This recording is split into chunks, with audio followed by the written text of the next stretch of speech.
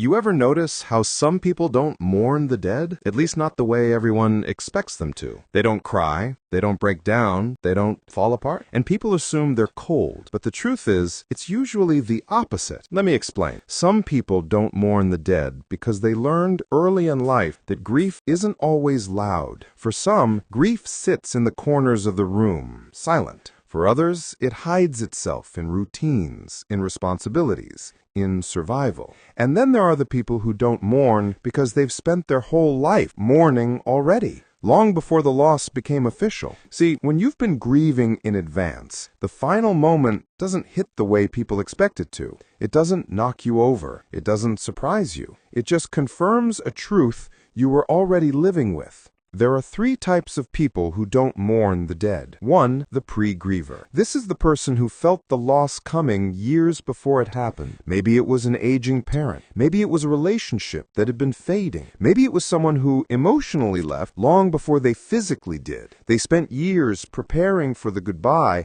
nobody wanted to talk about. So when the moment finally arrives, they feel calm. Not because they didn't love deeply, but because they lived through the hardest part already. The waiting, the watching, the slow fading. Their grief happened in slow motion. By the time the world expects them to collapse, they're already empty. The protector. These are the people who stay strong in front of everyone else. At the hospital, at the funeral, in the house that suddenly feels too quiet. They don't cry because they think if they fall apart, everyone else will fall apart too. So they hold the room together. They handle the paperwork.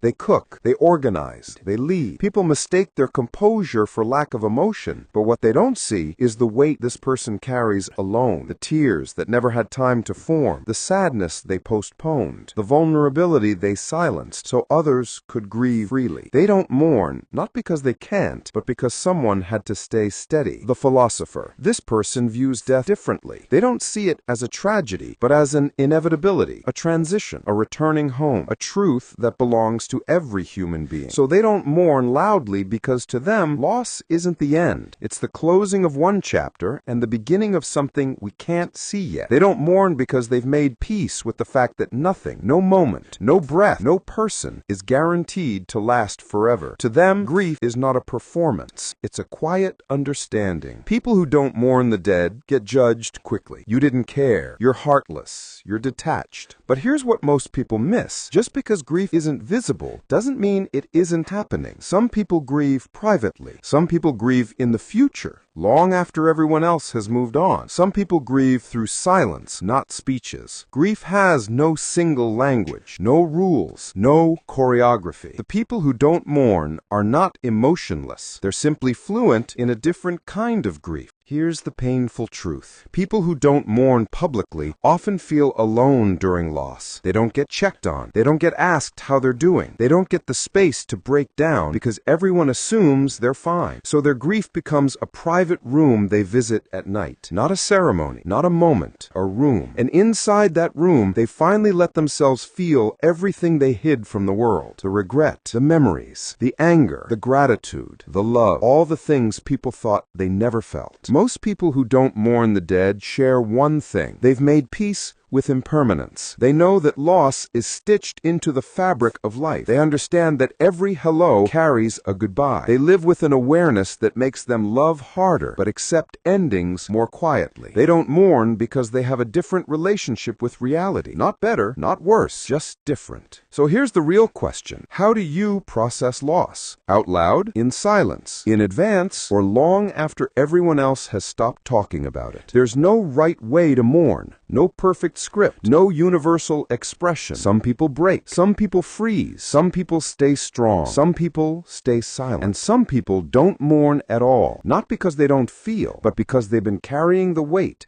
long before anyone else even noticed it existed. And that kind of grief doesn't need an audience. It just needs truth. And if you want more deep dives into the psychology of why we feel the way we do, make sure you subscribe to Still Human. We're here to make sense of the beautiful, messy complexity of being human.